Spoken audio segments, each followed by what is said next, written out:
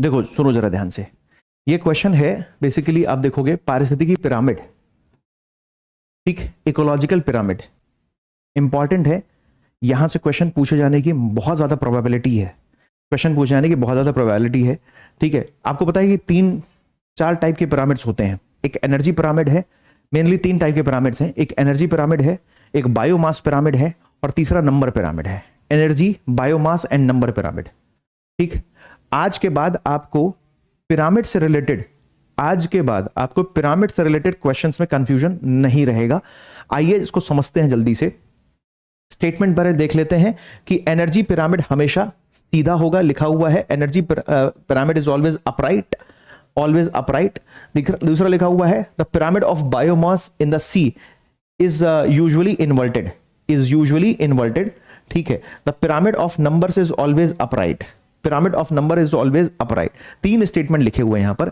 अब मैं आपको यहां पर डायग्राम के माध्यम से, पिरामिड के डायग्राम से आपको समझाने का प्रयास करूंगा। दोस्तों इधर आप देख रहे हो, तो ये जो आपको दिख रहा है ये है बेसिकली आपका एनर्जी पिरामिड, दिख रहा है आपको एनर्जी पिरामिड। और दोस्तों इस एनर्जी पिरामिड में जैसे जैसे समझो जरा, पिरामिड बेसिकली है क्या, इकोलॉजिकल पिरामिड। आप देखो कि जो सबसे जो लोअर स्ट्राटा है, लोअर जो स्ट्राटा है या जो लोअर ट्रॉपिक है, उस लोअर स्ट्राटा या लोअर ट्रॉपिक में आपको सबसे नीचे दिखाई दे रहे हैं प्रोड्यूसर्स। और प्रोड्यूसर्स की संख्या हमेशा से बहुत ज्यादा होती है। जो प्राइमरी जो प्रोड्यूसर्स हैं, उन जो प्रोड्यूसर्स हैं, जो उत्पादक हैं, जो फोटोसिंथेसिस करते हैं, उनकी संख्या हमेशा, आप देखो ना, घास फूस जंगल वनस्पति हमेशा आपको अबंडेंस में मिलेंगे। क्या जितनी मात्रा में घास फूस वनस्पति मिलते हैं, क्या उतनी मात्रा में आपको प्रीडेटर्स मिलते हैं क्या, उनका भक्षण करने वाले? नहीं। तो इसके लिए इसका पिरामिड का जो बेस होगा वो हमेशा बड़ा होगा। ठीक, ध्यान रखिएगा। जैसे जैसे हम अगले चरणों में जाते जा रहे हैं, एनर्जी लॉस होता जा रहा है। ठीक, ये जो एनर्जी ट्रांसफर हो रहा है एनर्जी का, इसमें जैसे जैसे हम आगे जाएंगे एनर्जी लॉस हो रहा है, बायोमास भी डिक्रीज हो रहा है। बायोमास यहां पर देखो कितना ज्यादा है, इतने सारे पेड़ पौधे हैं। दूसरा आता है प्राइमरी कंज्यूमर्स, दूसरा लिखा हुआ है प्राइमरी कंज्यूमर्स। प्राइमरी कंज्यूमर्स में क्या क्या है, ग्रास हॉपर आ गया, बीज आ गए, ये क्या है प्राइमरी कंज्यूमर्स। उसके बाद आता है सेकेंडरी कंज्यूमर्स। सेकेंडरी कंज्यूमर्स में कुछ शाकाहारी जंतु आ जाते हैं, रैबिट वगैरह हो गए, ये सब सेकेंडरी। फिर उसके बाद आता है टर्सरी कंज्यूमर्स। टर्सरी कंज्यूमर्स में आपको ये स्नेक वगैरह मिलते हैं। और उसके बाद आता है क्वाल्टनरी कंज्यूमर्स। क्वाल्टनरी कंज्यूमर्स या आप कह सकते हो प्रेडेटर। दोस्तों ये जो है प्रेडेटर्स, ठीक, ये सबसे ऊपर टॉप पे। तो ऐसा आपको टॉप दिखा रहे हैं, चूंकि इनकी संख्या बहुत कम है। तो जैसे जैसे आप ऊपर जाओगे एनर्जी क्या होती रही है, ध्यान रखिएगा, 10% एनर्जी डिक्रीज होती जा रही है। ठीक, तो ये है दोस्तों एनर्जी पिरामिड। जैसे जैसे हम ऊपर जा रहे हैं बायोमास भी कम होता है। बायोमास कम कैसे, मतलब आप देखो कि ईगल का जो संख्या है इन्वायरमेंट में, एक पूरे इकोसिस्टम में, और ये घास फूस पेड़ पौधों की जो संख्या है पूरे इकोसिस्टम में, उसमें से कौन ज्यादा है? ऑब्वियसली जो फ्लोरा फौना है इसकी संख्या ज्यादा है, इसलिए it has a broad strata. ठीक, प्रोड्यूसर्स की बात हो रही है। उसके बाद आप देखोगे तो एनर्जी पिरामिड में यही बात समझ लीजिए, ये पूरी एनर्जी पिरामिड की बात हो रही है। देख रहे हैं आप ये एनर्जी पिरामिड, सेम वही बात लिखी, हीट रिलीज। हर पिरामिड में जैसे जैसे ऊपर जाते रहे हो हीट रिलीज हो रही है। यहां पर आप 100% एनर्जी थी, 100% एनर्जी थी। जैसे आप ऊपर गए तो यहां कितना हो गया, 10% हो गया, फिर 1% बचा, फिर 0.1% बचा। तो इसका मतलब जैसे जैसे हम ऊपर जा रहे हैं एनर्जी लॉस होता जा रहा है, जैसे जैसे हम ऊपर जा रहे हैं एनर्जी लॉस होता जा रहा है। यहां पर एनर्जी सबसे ज्यादा है, यहां पर एनर्जी सबसे कम है, इस बात को ध्यान रखना है। Right, so this is about energy pyramid. लेकिन अगर आप पिरामिड ऑफ नंबर्स की अगर हम बात करें, तो pyramid of numbers can be upright and inverted both. जो नंबर पिरामिड है वो अपराइट भी हो सकता है और इन्वर्टेड भी हो सकता है, दोनों हो सकता है। इस बात को बहुत अच्छे से समझ लो, ध्यान रखना, भूलना नहीं है। दोस्तों जो नंबर का पिरामिड है ये अपराइट भी हो सकता है, समझ में आई बात क्या? Producers, grasses, grass hoppers, insect. और ये इन्वर्टेड भी हो सकता है। किसी क्षेत्र में हो सकता है कि प्रोड्यूसर्स बहुत कम हो, है ना, फ्लोरा फोना बहुत कम हो, लेकिन ये जो सेकेंडरी कंज्यूमर्स हैं इनकी संख्या बहुत ज्यादा है। फिर उसके बाद प्राइमरी कंज्यूमर्स की, और उसके बाद फिर प्रोड्यूसर्स की।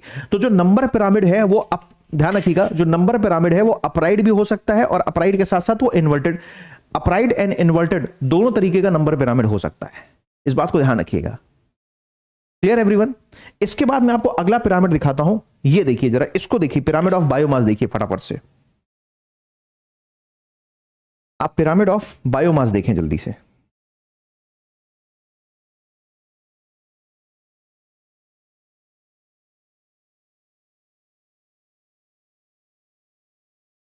ठीक, सुनना जरा ध्यान से, पिरामिड ऑफ बायोमास की अगर हम बात करें, सुनिएगा जरा ध्यान से, अगर हम पिरामिड ऑफ बायोमास की बात करें तो पिरामिड ऑफ बायोमास में आपको क्या दिखाई दे रहा है, सुनना जरा ध्यान से। पिरामिड ऑफ बायोमास में आपको उल्टा भी है और सीधा भी है, ध्यान रखिएगा। यह है अपराइट पिरामिड बायोमास का और यह है इन्वर्टेड पिरामिड है। यूजुअली इन्वर्टेड पिरामिड कहां मिलेगा आपको, ओशनिक बॉडी में। जो ओशनिक बॉडी है वहां पर इन्वर्टेड पिरामिड मिलेगा। मैं फिर से रिपीट कर रहा हूं, जो ओशनिक बॉडीज हैं वहां पर आपको दोस्तों इन्वर्टेड पिरामिड देखने को मिलेगा, ध्यान रखिएगा। चूंकि आप एक बात बताओ, मुझे एक बात बताओ, क्या समुद्र में फाइटोप्लैंक्टन्स, सुनना जरा ध्यान से, क्या इतने ज्यादा फाइटोप्लैंक्टन्स हैं समुद्र में जितने ज्यादा अन्य जलीय जीव जंतु हैं? बताओ, क्या इतने ज्यादा फाइटोप्लैंक्टन्स, जलीय पादप, फाइटोप्लैंक्टन समझते हैं ना, जलीय पादप जिसको खाने के लिए छोटी छोटी मछलियां आती हैं, तो फाइटोप्लैंक्टन ज्यादा है या समुद्र में जलीय जीव जंतु ज्यादा है? क्या ज्यादा है बताओ?